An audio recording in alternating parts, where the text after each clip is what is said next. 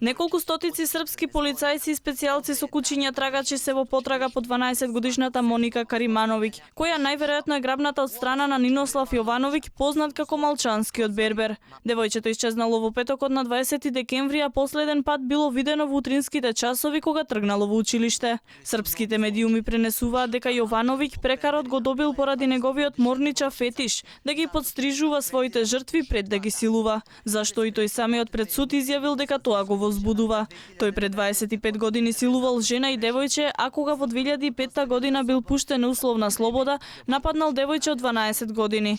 Повторно завршил во затворот каде излегол минатата година. По излегувањето почнал на социјалните мрежи да прогонува жени. Од друга страна, извори блиски до полицијата информираат дека девојчето е живо и дека Јовановиќ ја носи со себе низ шумски предели кои одлично ги познава и дека се работи за злосторник со екстремно висока интелигенција.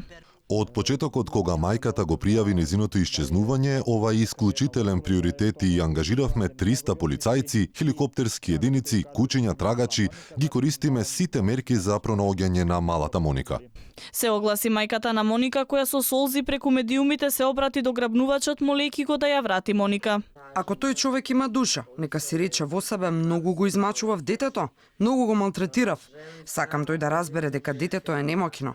Нека трча, нека го направи оно што сака, само неа нека ја остави. По целоноќната потрага по девојчето од Ниш и грабнувачот од околината на Књажевац. Потрагата е проширена и на околните села каде полицијата и полициските кучиња детално ја пребаруваат секоја куќа.